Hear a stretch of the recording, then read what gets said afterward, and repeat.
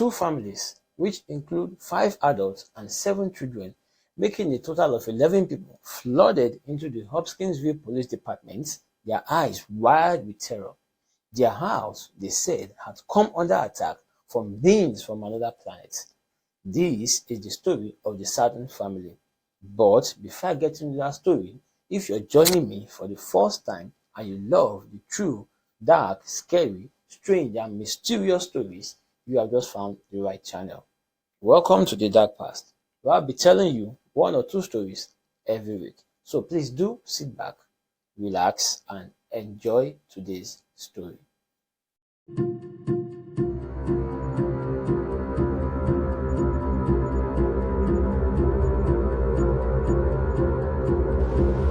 It all started on a hot Sunday night on August 21st, 1955, on the Sadden farm located in Kelly Christian County, Kentucky.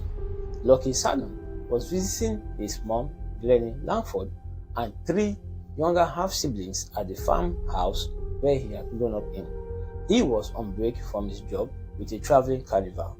Lucky had his wife Vera and their friends Billy Ray Taylor and Ring Taylor with him for the weekend. His brother John Charlie and sister-in-law Elaine, plus a family friend O.P. Baker, were also there that night. After the family had had dinner, the party of 11 had settled in for a card game. Not long after, Taylor went to fetch some water from the backyard well when he saw a silvery object, real bright, with an exhaust all the colors of rainbow, coming silently towards the house, passed over it, stopped mid-air, and then dropped straight to the ground.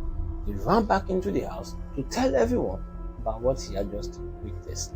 Everyone took it as a prank, writing it off as another one of his tricks Taylor and Lucky liked to play on each other. But Taylor seemed genuinely bothered by whatever he had seen, despite the others' insistence that it was probably a meteor or shooting star. Lucky didn't know what to make of his friend's story, but it was clear something had scared him.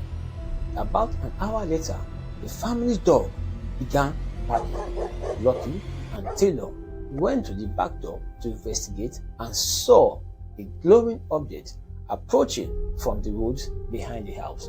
As it got closer, they realized it was a short human-like creature about 3.5 feet tall, with an oversized head, almost round, large oversized yellow glowing eyes, 2 legs that seemed to float rather than walk, and 2 arms raised as if in surrender. Both men, yelling, ran inside, slamming the door behind them. Terrified, the 2 men grabbed a 20-gauge shotgun and a .22 rifle and fired at the little man as it came towards the back door. It did a flip, scrambled up right, and fled into the darkness. Shortly after, the men saw a similar creature appear in a side window. They fired through the window screen. Still impervious to bullets, the little man again flipped, then disappeared. The rest of the family were all called up silently in the house in terror, while Lucky and Taylor were pacing from window to window when suddenly a figure about 3 feet tall appeared in the doorway out of the darkness. Glennie screamed and everyone came running. Taylor shot at the would-be intruder, piercing a hole in the screen door. Then, spurred by curiosity, he stepped onto the porch. As he did, a clawed hand reached down from the roof, grazing his head.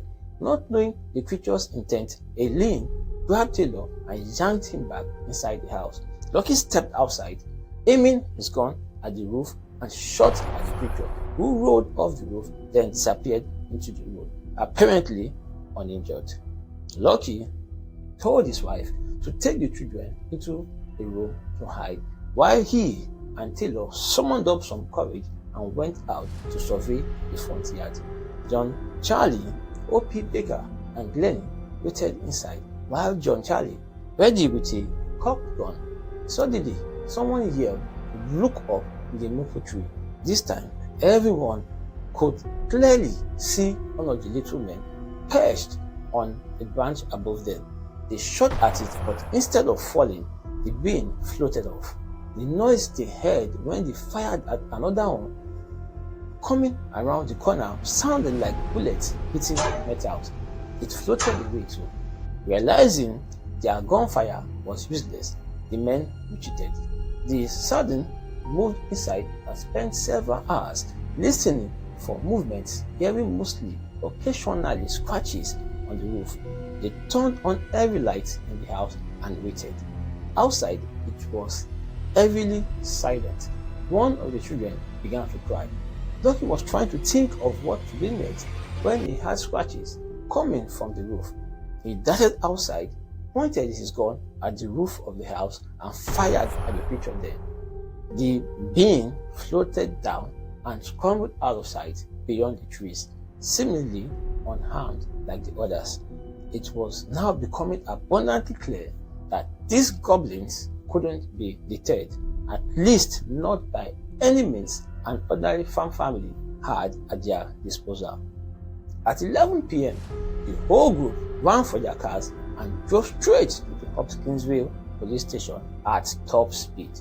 The sergeant working the front desk at the Hopkinsville police station didn't know what to say at the 11 people who had come in before midnight. One of them said they had been fighting little silver men for hours. The officer may not have believed that, but it was obvious something had frightened them. Why else would they have their children out so late? The officer phoned Chief Russell Greenwell, who in turn radioed Kentucky State Police, the Christian County Sheriff's Office, and Fort Campbell Army Base, which dispatched its own police personnel. The local papers got wind of it and sent a staff photographer. Within an hour, at least a half dozen law enforcement and media members had conveyed on the Sutton farm along with the returning family.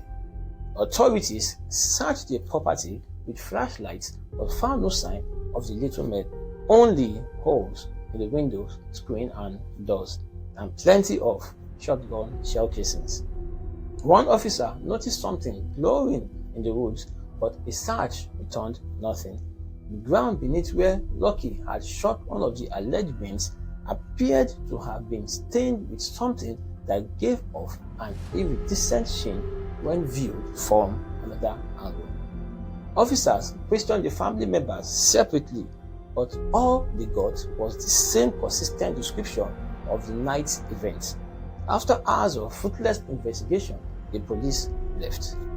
Once the police and others left, the creatures returned between 2:30 a.m. and daybreak.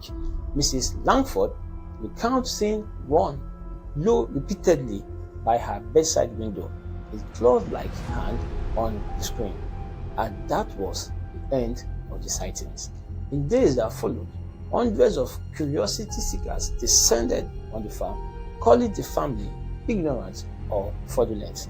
The family tried to prevent people from coming, but when they couldn't succeed in doing that, they began charging for admission 50 cents for entering the grounds, $1 for information, $10 for taking pictures.